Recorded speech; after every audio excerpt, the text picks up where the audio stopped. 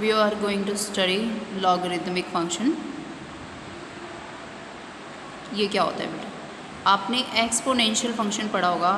Exponential function जैसे कि 2 rays to power 4 ले लो आप, ठीक है, विच इज़ इक्वल टू 16. तो ये आप इस टाइप के जो फंक्शंस होते हैं हम उसको क्या बोलते हैं? Exponential function. ठीक है. लॉग क्या होता है? इसका एंटी होता है, इसका उल्टा होता है. एंटी उल्टा होता है मतलब कि ये क्या है आपका, यहाँ पे बेस है और this is your power and this is your answer. ठीक है. यानी log base 2 16 is equal to 4. मतलब इसमें ये होता है कि आप बेस की क्या पावर लोगे कि आपका आंसर 16 होगा. Your answer will be 4 here. अगर मैं ये एक्सपोनेंशियल फंक्शन लेती हूँ तो लॉग का मीनिंग ये होता है. मतलब कि इन जनरल अगर आप कुछ भी ले रहे हो x raise to power y is equal to z, तो लॉग आपको यहाँ पे बी, ये B raise to power y equal to z, यानी log B z is equal to y. मतलब आप बेस क्या लोगे जिसका आपका आंसर जेड आएगा. तो ये क्या है? इन जर्नल है. जर्नल में ये मतलब होता है. मतलब आप कोई भी लॉग लेते हो, यहाँ पे कोई ना कोई बेस होता है, ये आंसर होता है. उसका मतलब ये होता है कि बेस की क्या पावर करें कि ये आंसर आ जाए. अब आपके पास जो कॉमनली यूज़ होते हैं वो 2 टाइप के लॉग हैं. एक है आपके पास नेचुरल लॉग, ठीक है, जिसमें क्या होता है बेस हम ई लेते हैं. ठीक है, ई एक्स. अगर आपके पास फंक्शन है तो हम इसको क्या बोलते हैं? बेस बोलते हैं. अगर मैं इसका एंटी लूँ तो उसको क्या बोला जाएगा? Natural log. उसी तरह 10 रेज़ टू पावर 2, कुछ इस 10 रेज़ टू पावर एक्स इस टाइप का अगर फंक्शन लिया जाए जिसमें बेस क्या हो 10 हो, तो उस टाइप के लॉग को हम क्या बोलेंगे? This is the common log. ठीक है. अगर सिंपल लॉग एक्स आपको लिख के दिया हुआ है ना, तो इसका मतलब क्या है? ये नेचुरल लॉग है. जहाँ पे बच्चे आपको कुछ भी नहीं लिखा होगा तो वहाँ पे आप क्या सोचोगे कि यहाँ पे बेस क्या है? ई है. ठीक है. जैसा कि आपको पता है कि लॉग ई की वैल्यू जो होती है वो 1 होती है. इसका एक्सपोनेंशियल ज़रा पीछे जाओ. इसका मतलब क्या है? यहाँ पे बेस ई है. आप ई का बेस क्या करो, पावर क्या करोगे कि आपका आंसर 1 आएगा. तो 1 करने पे ही आएगा ना. तो इसलिए लॉग ई की वैल्यू क्या होती है? 1 होती है. ठीक है. उसके बाद आपको कुछ लॉग के कुछ प्रॉपर्टीज़ हैं, प्रॉपर्टीज़ ऑफ लॉग, वो याद रखनी है. ठीक है. हम सारा यहाँ पे नेचुरल लॉग लेके काम कर रहे हैं.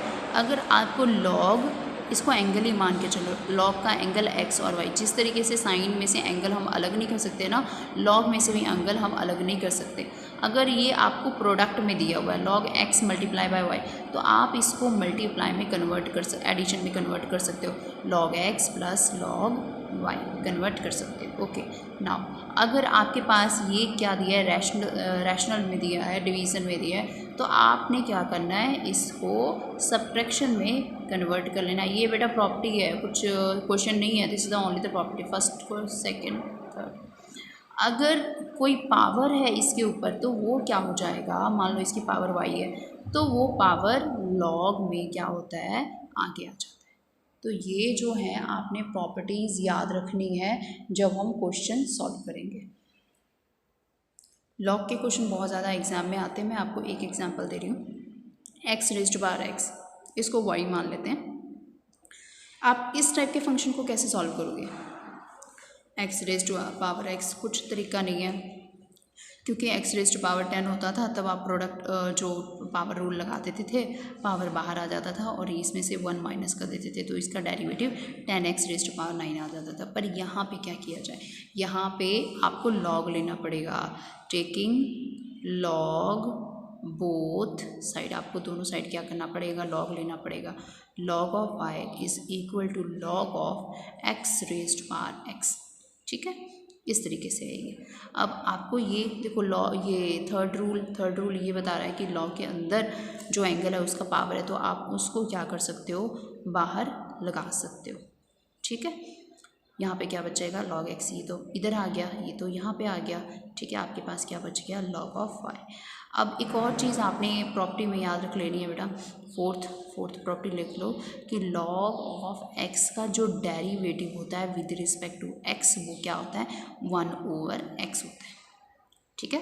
कोई भी जो एंगल होगा तो उसका क्या कर देंगे, जस्ट हम रेसिप्रोकल कर देंगे, that will be that derivative. अब यहाँ पे हमें क्या करना है, डेरिवेटिव निकालना है, dy बाई डी एक्स निकालना है, इसका डेरिवेटिव लेना है। तो हम क्या करेंगे, taking derivative both side, taking derivative both side, दोनों साइड हमें क्या करना है, डेरिवेटिव लेना है। तो यहाँ पे डेरिवेटिव ले लो विद रिस्पेक्ट टू एक्स ही लेना है बेटा, सबकी हमने जो देखना है चेंज एक्स के रिस्पेक्ट में ही चेंज देखना है। एक्स लॉग एक्स आ गया with respect to x.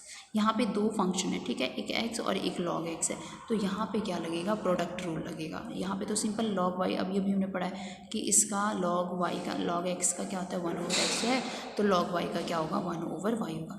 But y है, हमने log का डेरिवेटिव कर दिया, अभी y का डेरिवेटिव बाकी है, तो फर्दर डेरिवेटिव क्या आ जाएगा, dy बाई dx आ जाएगा।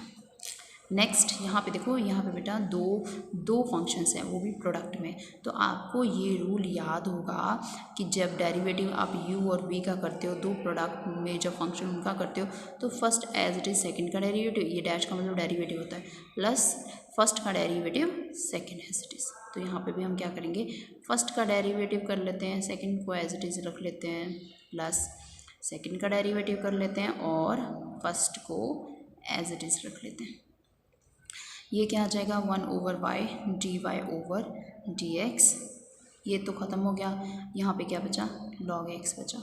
अब देखो भाई, यहाँ पे log x का derivative with respect to x करना है, अभी बताया कि इसका डेरिवेटिव 1 ओवर x होता है, मल्टीप्लाई बाय x, ये ख़त्म, आपके पास क्या आ गया y d y over d x, क्या आ गया log x प्लस 1 आ गया आपके पास। अब यहाँ पे ये देखो, ये मल्टीप्लाइड हो रहा है, इसको क्रॉस मल्टीप्लाई करके दूसरी साइड भेज दो, तो ये क्या आ जाएगा y log x प्लस 1। अब y की वैल्यू आप पुट कर दो, dy बाई डी एक्स, आपके पास क्या आ जाएगा, y की वैल्यू हमने, y की वैल्यू क्या लेके चली, ये लेके चले ना log x rest power x, इसको ही हमने y माना ना, तो y की वैल्यू आप पुट कर दो, x rest power x log x plus 1 will be your answer. तो इस तरीके से आपको फंक्शंस का क्या करना है, लॉग लेकर के उसका डेरिवेटिव निकालते जाना है।